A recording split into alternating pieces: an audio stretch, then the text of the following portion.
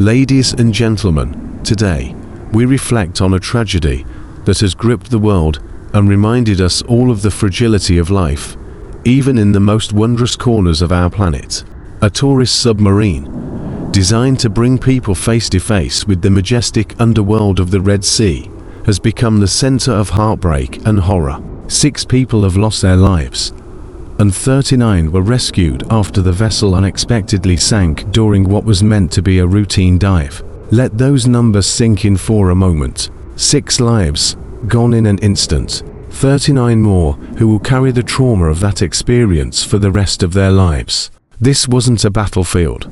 This wasn't a war zone. This was supposed to be a journey into beauty, a voyage into coral kingdoms, where sea turtles glide and sunbeams dance through turquoise depths. Instead, it became a nightmare. What happened? While details are still emerging, early reports suggest a technical failure may have occurred. The submarine, carrying tourists and crew, began taking on water. Rescue efforts were swift but chaotic, as nearby boats and emergency responders scrambled to pull survivors from the sea. It's a haunting image. People trapped beneath the surface, in darkness, in cold silence, waiting, hoping. For 6 of them, the wait ended in tragedy. The allure and the risk.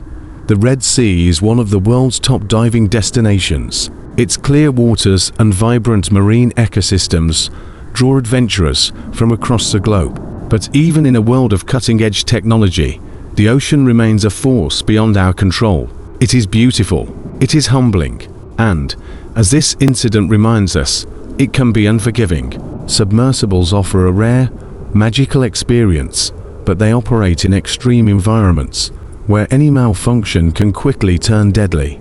Safety, maintenance, and regulation are not optional. They are the difference between awe and agony. The human cost. We must never let the numbers dull the reality. These were not just passengers. They were parents, children, friends, and dreamers. People who boarded a vessel for wonder and instead found tragedy. Let us take a moment to remember those 6 souls.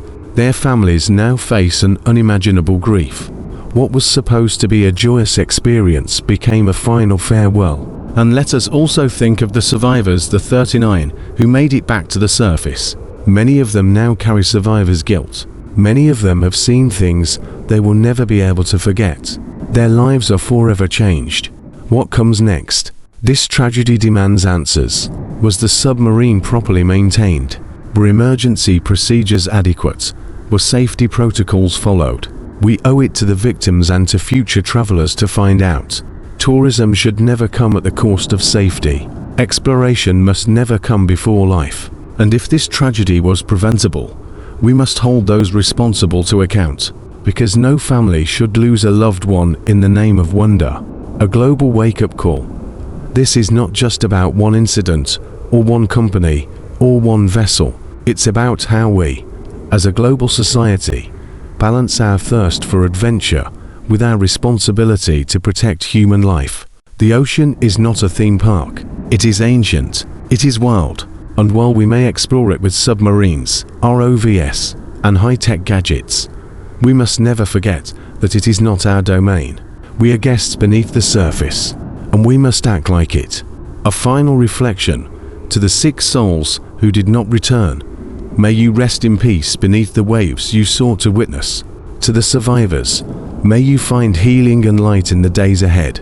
To the families, may the world wrap its arms around you this time of sorrow. And to the rest of us, may we remember that behind every headline is a human story. And may we honor it not just with words, but with change.